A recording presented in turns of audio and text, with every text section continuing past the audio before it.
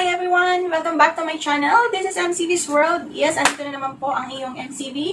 Ayan, so today's video, ang gagawin ko ngayon ay walang baking muna. Oo, pasensya na po. But soon, I will upload a video sa baking.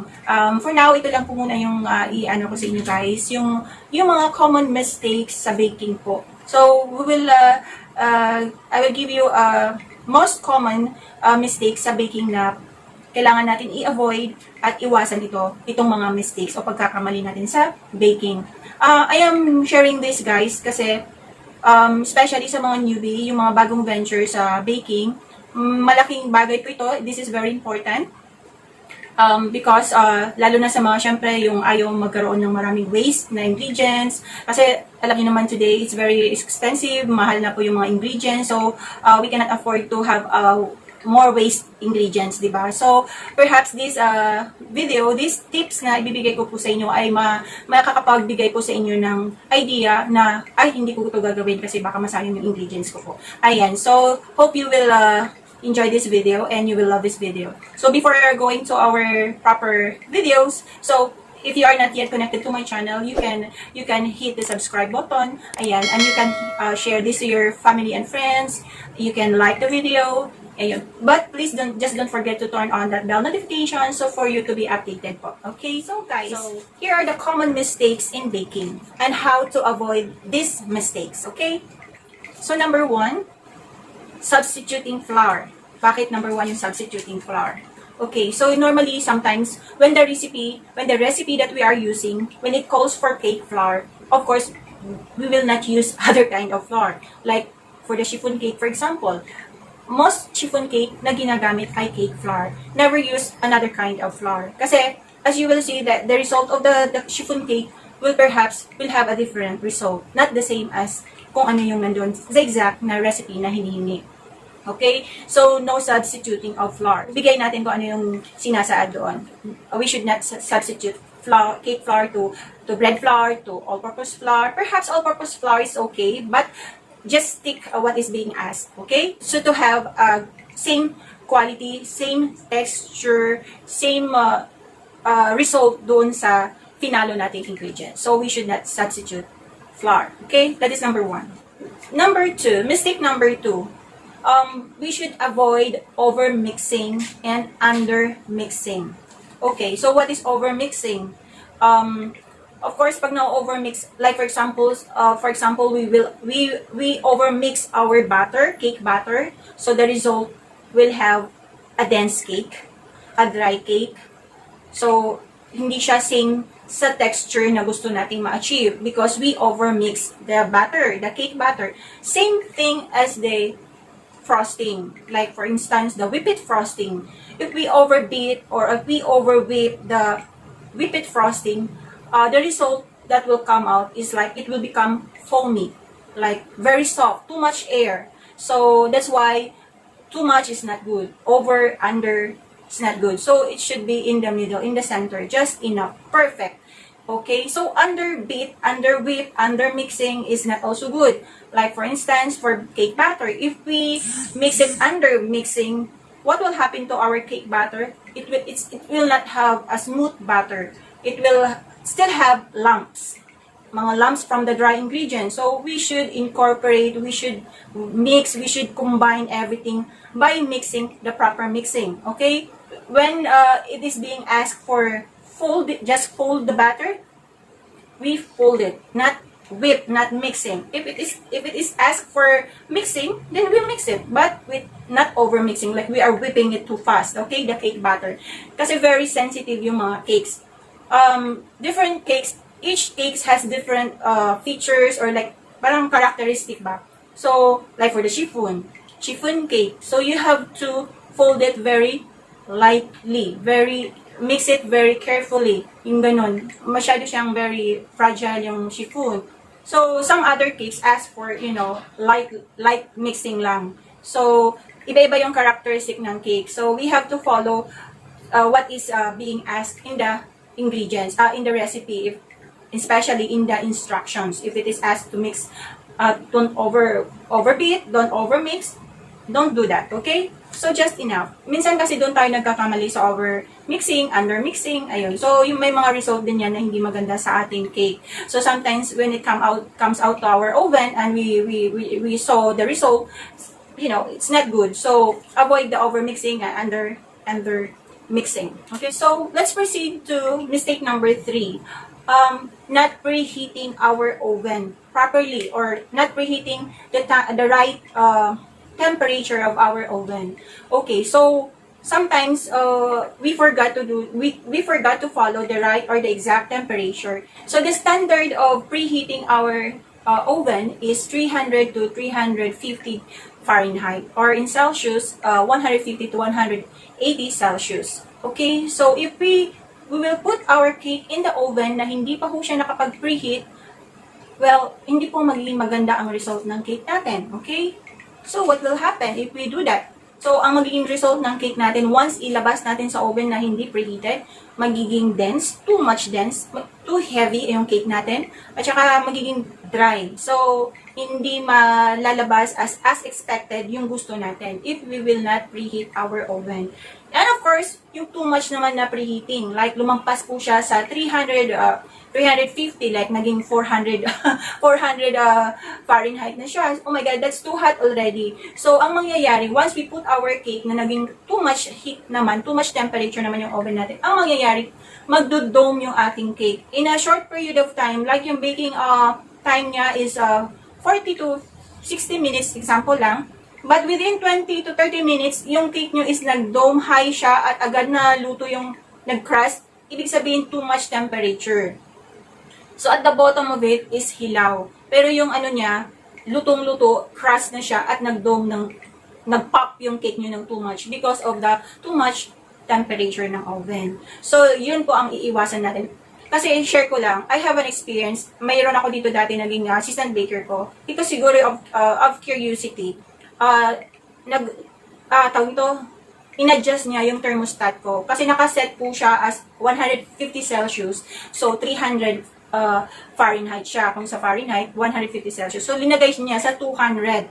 So, nang naglagay na ako ng cake, nagtaka ako why my cakes become, you know, nag-pop siya kaagad. As in, nag-dome talaga. As in, just like 20 to 30 minutes, naging ganun na siya.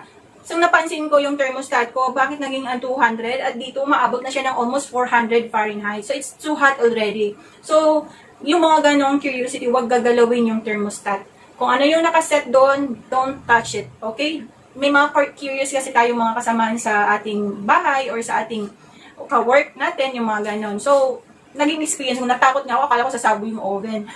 Ayun. So, experience ko po yun na sinishare ko para maiwasan din po yung ganun. Kasi sayang po yung mga ingredients na nawi-waste, di ba? Mahal na po ngayon. So, we should be careful in everything we do in our baking. Okay? So, yun. Mistake number 4 is overbake and underbake. Okay, so what is overbake? Siyempre, sobrang pagkaluto ng ating cake. So, when the baking time is said like 40 minutes to 60 minutes, huwag po natin paabutin or palalampasin ng 1 hour. Okay? Kasi, yun po, parang average siya eh. So, kasi, bakit po tayo may range na ganun na minutes? Like, sinasabing 40 minutes to 60 minutes. Kasi, it will depend on the kind of oven that we are using. Oo. Kasi, yung ibang oven, yung distribution, ng heat distribution ng oven is iba-iba kasi. Merong iba, kumbaga yung init niya nandito lang, may mga ganun eh. So, iba-iba yung direction, nandito mainit, dito hindi. This oven, meron din portion na madaling maluto, meron din portion na dito matagal maluto, yung nandun mabilis maluto, yung mga ganun. So, hindi lahat sabay-sabay naluluto yan. Yung binalagay ko na cake dito sa aking, pakita ko lang. Yan, so meron mga ano dyan. Ayan, so, yung mga ano dyan, so, yung oven na yan, pag naglalagay ako ng, nalalagay ko sa, sa deck, first deck is mga 5 to 6, 8-inch diameter. So, hindi po yan sabay-sabay yung pagkaluto. For the time na siniset ko, like 50 to 55, or 50 minutes to 60 minutes, or whatsoever na time na kailangan niya. So, chinecheck ko isa-isa yan. So, pag isa, medyo mayroon pang crumbs, binabalik ko. Ayun. Pero pag isang cake lang sa isang mga maliliit na oven, of course, iba yung ano niya, yung mga preheat natin. So, standard na 300 to 350 degree Fahrenheit. So, wag natin overcook or overbake. Kasi nga, what will happen pag overbake yung isang cake? So, magkakaroon po ng crack on top, at saka yung sa ilalim, dry, magiging dry yung cake. So, hindi magiging maganda yung texture pag overcook. Ay, yung gilid naman magiging too dry, yung side ng cakes, kasi nga, na-overcook siya. So, pag underbake naman, what will happen kung anong result ng cake niyo pag underbake. So, bali tinanggal natin yan. Pag sinabing 50 minutes to 60 minutes, example lang huwag niyo po bubuksan ang inyong oven less than 50 minutes or less than 40 minutes na time na sinasabi, like 40 to 60 minutes. Huwag niyo bubuksan less than 40 minutes yung oven, okay? I-check niyo po pag nakikita niyo po na parang nag-ano na siya, nagdo-dome na siya, or pag yung na-complete na yung 40 to 50 minutes, saka po kayo magbubukas at magtututpick test, okay? Kasi pag tinignan nyo lang, huwag po kayong magsasabi, eyeball, luto na. Ginagawa nyo, okay na, isang tingin ko lang, luto na. No. You have to make sure, use a toothpick, okay? Mag-toothpick test po kayo. Prick it in the middle. Tusukin nyo in the middle. On the sides, lahat ng part ng cake. Kasi meron kahit yung mataas na cake, sa ilalim, hilaw pa yan.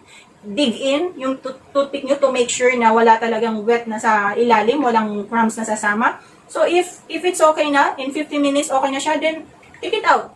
Pero pag in 50 minutes na meron pang crumbs na sumasama, mag-adjust lang kayo ng 5 to 8 minutes, ganun. So, depende na yun sa lalabas sa toothpick, okay? Pero kung konting crumbs na lang, okay na yun. Kasi mag-complete cooking na po siya pag linagay na po natin sa cooling rack. So, it's okay lang. Pero pag masyado pa siyang wet, as in wet na pag tinusok natin, kailangan pa natin mag-extend ng 5 to 8 minutes, okay? Or 10 minutes. So, depende po sa oven natin, okay?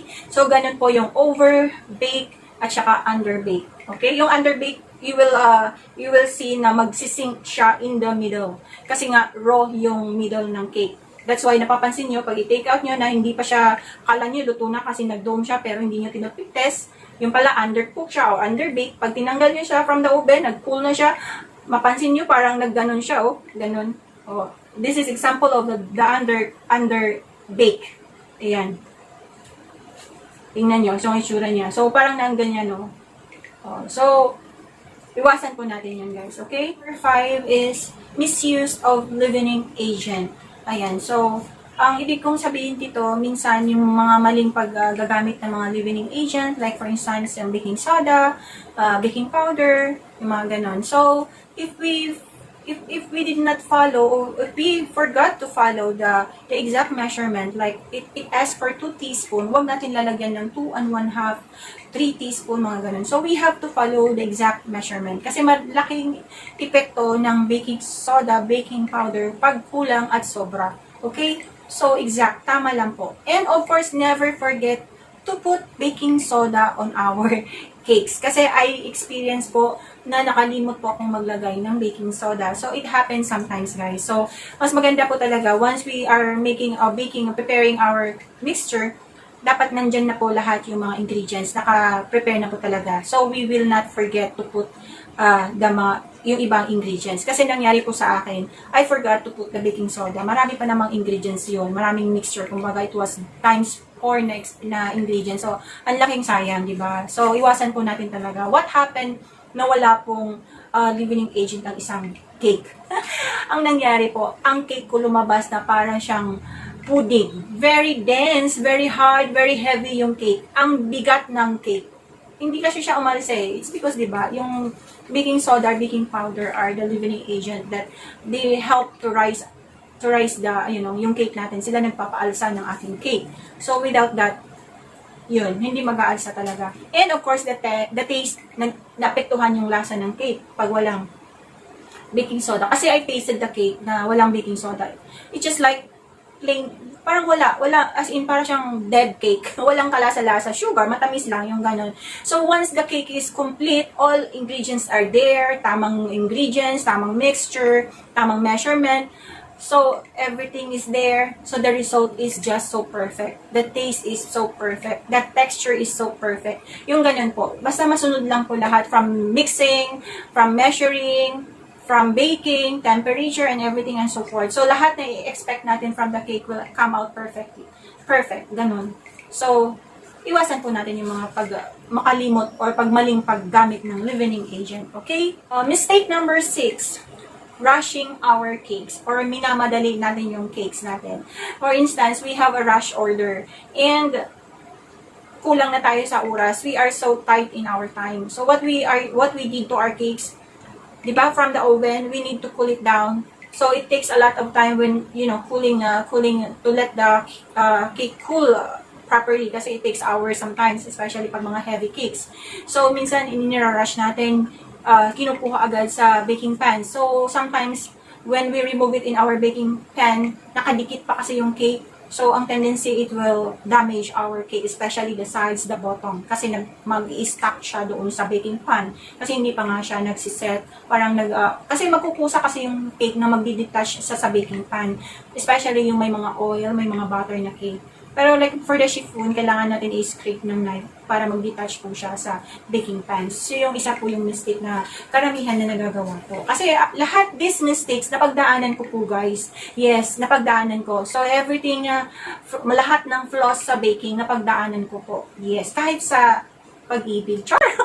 Joke. Hindi. Sigway lang yun pa. Kasi masyado akong serious eh. Kasi sabi nila naman yung mga bashers dyan, ang dami mong sinasabi, dami mong paliwanag, I don't care, your paliwanag, oh my God. Okay guys, so, singit ko na lang ha. If you don't like what you're watching, you can skip the video. You can go to the next channel. Kasi guys, what I'm doing here, I am sharing what I am, kumbaga, gusto kong mag-impart ng knowledge. Kung ano po yung natutunan ko throughout the years na nag-bake po ako. Kasi I know, maraming katulad ko sa inyo dyan na gustong mag-bake, gusto pong magkaroon ng income na nasa bahay ko. Kasi nagsimula po ako sa home-based business. As in, nagsimula po ako. Kaya gusto ko i-share ito kasi alam kong maraming mommies dyan, maraming mga kabataan dyan na gustong magkaroon ng income, lalo na sa panahon ngayon na napakahirap. Kailangan mag-discarte po tayo. So if you feel like you are annoyed, if you don't like what I am saying here, feeling nyo nonsense ako, huwag nyo na po i-watch yung video ko. Okay lang po yun kasi huwag lang po kayo magiging harsh sa akin sa comment, okay? Kasi I'm not doing anything harm naman sa inyo, okay? What I am doing is I am imparting knowledge, I am giving knowledge, I am sharing what knowledge I have learned throughout the experience, throughout the years sa pag-bake ko. Okay? Ano lang tayo guys, happy lang. Okay? Huwag tayo kumain masyado ng ampalaya para hindi tayo maging bitter. Okay? Okay? Okay, happy lang. Kasi ang dami nang nangyayari sa mundo para maging bitter pa tayo. Okay? Love lang, happy lang, and be kind to others. Okay? Okay? Sumigway lang eh. Ayan, yun nga, sa back to mistakes number 6. Ayan, so don't rush your cakes. Huwag madaliin, okay? So you have to make, you have to bring all the patience with you once you are in baking, okay? Number 7, miss to grease your pan. Yung nakalimutan po natin na i-grease yung pan. So very important po guys na mag-grease po tayo ng ating baking pans na gagamitin. Kasi if we remove our cake to our baking pan na walang grease, na walang parchment paper, or walang flour na nakalagay dun sa gilid, mag-stuck po yung cake natin dun sa baking pan. So, when we force to take it out from our baking pan, ang mangyayari, mag-break yung cake, ay masisira. Kumbaga, may iwan na cake doon sa bottom at sa side. So, we don't want to happen, right? So, don't forget to grease. Kung, yung tip lang guys, di ba may mga gamit tayong butter, tapos yung balat nito, yung cake, yung nagbabalot sa butter natin, huwag nyo po tatapon yun guys. Ilagay nyo yan sa ref. Yun po ang ginagamit ko pang grease sa aking baking pans. Kasi syempre, mahal din kung magkukuha tayo ng mga bagong butter. So, use that, yung cover ng mga butter natin, itago lang sa fridge. Then, pag nag-grease kayo, yun ang gamitin nyo. Or else, you use, lagay kayo ng butter, tapos lagyan, kung wala kayong parchment paper pala, i-grease nyo po, lagay po kayo ng 1 tablespoon of baking flour, tapos i-ano nyo lang, i-coat lang nyo lahat sa, manipis lang ha, you have to remove the extra baking flour. Yung flour, para hindi po siya parang magkakaroon ng crumbs doon sa top ng cakes pag tinanggal nyo na, pag too much flour ang nilagay sa baking pan. So, just grease butter, lagay ng 1 tablespoon, then coat it, tap mo yung extra para walang Okay? So, tip lang po yun guys. Mistake number 8. Okay, don't ignore baking measuring. Ayan. So, dito po talaga tayo nagkakaroon ng malaking problema sa baking. Okay? So, why I am saying ignore, why we should not ignore baking measuring. Kasi sometimes, when an ingredients or when a recipe is asked for 1 tablespoon of, for example po 1 tablespoon of baking soda, ang gagamitin po natin yung ganito. Don't use this. We should use the proper measuring tablespoon. Ito po. Pag sinabing 1 tablespoon of baking soda, use this one. So, pag maglagay po tayo ng baking soda, make sure to level it. Huwag yung nag-ano siya, parang nag-dudong or heaping. No, level. Everything is level. Sa flour, sa baking soda, sa baking powder, sa sugar. No? Ganyan. Para ma-level po siya. When the recipe asks for 1 cup, use this one. 1 cup, measuring cup. Proper measuring cup for dry ingredients. When it is asked for 1 cup wet ingredients, like for 1 cup of water, use this one. This is a measuring cup for liquid. You can measure here. May mga plastic naman to nabibili sa mga baking supplies. Kahit sa mga sa mga like 578. Dito sa amin may 578 na may mga Taiwanese pa yan, yung mga ganun. Yung mga murang okay na yun. So, 1 cup na oil, water, or milk, dito po siya dapat i-measure. Okay? So, yung gamit po nito is for dry lang talaga. For sugar, for cocoa powder, for flour, for brown sugar, yun, yung mga dry ingredients. For solid naman, when we say solid, ito po yun ay yung mga butter,